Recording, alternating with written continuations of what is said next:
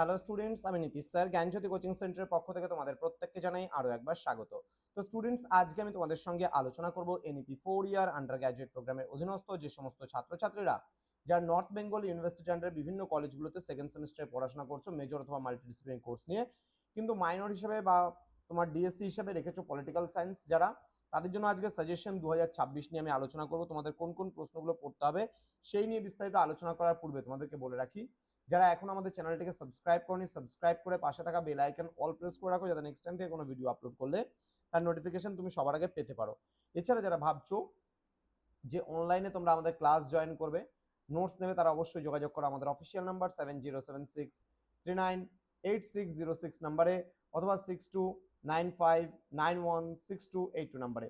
তোমাদের total course fee রয়েছে তোমাদের এই সাধ্যের মধ্যে। মেজর কোর্সের স্টুডেন্টদের জন্য 1199 রুপিস অল সাবজেক্ট, এবং যারা মাল্টিডিসিপ্লিনারি কোর্সের স্টুডেন্টরা রয়েছে তাদের জন্য রয়েছে মাত্র 699 রুপিস পুরো সেমিস্টার অল সাবজেক্টের কোর্স ফি। তো দেরি না করে আজই যোগাযোগ করো আমাদের সঙ্গে এবং যুক্ত হয়ে যাও আমাদের অনলাইন ক্লাসে। চলো শুরু করছি আজকের ক্লাসটি, পার্ট 2 ভিডিও, যেখানে মোস্ট ইম্পর্টেন্ট 6 মার্কসের গুরুত্বপূর্ণ প্রশ্নগুলো নিয়ে তোমাদের সঙ্গে আলোচনা করব। চলো শুরু করা যাক আজকের ক্লাসটি।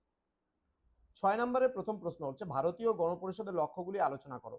নেক্সট, ভারতীয় সংবিধানে স্বীকৃত সাম্যের অধিকারের প্রকৃতি ও সীমাবদ্ধতা লেখো। দেন ভারতীয় সংবিধানে বর্ণিত 370 নং ধারার ওপর একটি বিতর্ক প্রস্তুত করো। দেন ভারতীয় সংবিধানের সংশোধনী প্রক্রিয়াগুলো সংক্ষেপে আলোচনা করো।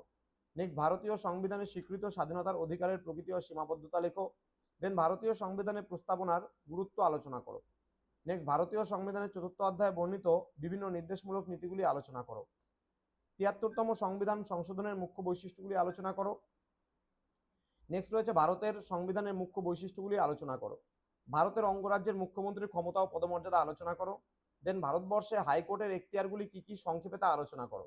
লোকসভা ও রাজ্যসভার মধ্যে সম্পর্ক আলোচনা করো।